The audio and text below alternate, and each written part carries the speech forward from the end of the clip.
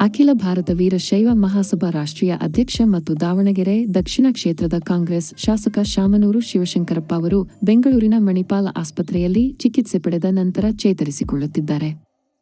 ಕಳೆದ ಕೆಲವು ದಿನಗಳಿಂದ ಶಾಮನೂರು ಶಿವಶಂಕರಪ್ಪ ಅವರು ಬೆಂಗಳೂರಿನಲ್ಲಿದ್ದು ಸದಾಶಿವ ನಗರದಲ್ಲಿರುವ ತಮ್ಮ ಮನೆಯಲ್ಲಿ ವಾಸಿಸುತ್ತಿದ್ದಾರೆ. ಚಿತ್ರದುರ್ಗ ಸಿರಿಗೆರೆ ತರಳುಬಾಳು ಗುರುಪೀಠದ ಡಾಕ್ಟರ್ ಶಿವಮೂರ್ತಿ ಶಿವಾಚಾರ್ಯ ಸ್ವಾಮೀಜಿ ಅವರನ್ನು ಭೇಟಿ ಮಾಡಿ ಶೀಘ್ರ ಗುಣಮುಖರಾಗಲಿ ಎಂದು ಹಾರೈಸಿದರು. ಭೇಟಿಯ ಸಮಯದಲ್ಲಿ ಅವರ ಪುತ್ರ ಸಚಿವ ಎಸ್ ಮಲ್ಲಿಕಾರ್ಜುನ, ಸೊಸೆ ಸಂಸದೆ ಡಾಕ್ಟರ್ ಪ್ರಭಾ ಮಲ್ಲಿಕಾರ್ಜುನ ಮತ್ತು ನಿವೃತ್ತ ಐಪಿಎಸ್ ಅಧಿಕಾರಿ ಶಂಕರ್ ಬಿದರಿ ಉಪಸ್ಥಿತರಿದ್ದರು.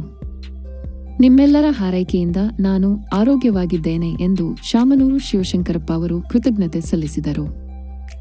ಸಾಣಿಹಳ್ಳಿ ಶ್ರೀ ಮತ್ತು ವಚನಾನಂದ ಶ್ರೀಗಳು ಸಹ ಅವರ ಆರೋಗ್ಯ ವಿಚಾರಿಸಿದರು. ಸಾಣಿಹಳ್ಳಿ ಮಠದ ಡಾಕ್ಟರ್ ಪಂಡಿತಾರಾಧ್ಯ ಸ್ವಾಮೀಜಿ ಮತ್ತು ಹರಿಹರದ ಪಂಚಮಸಾಲಿ ಗುರುಪೀಠದ ವಚನಾನಂದ ಸ್ವಾಮೀಜಿ ಅವರು ಅವರ ಸಂಪೂರ್ಣ ಚೇತರಿಕೆಗಾಗಿ ಪ್ರಾರ್ಥನೆ ಮತ್ತು ಶುಭಾಶಯಗಳನ್ನು ತಿಳಿಸಿದ್ದಾರೆ.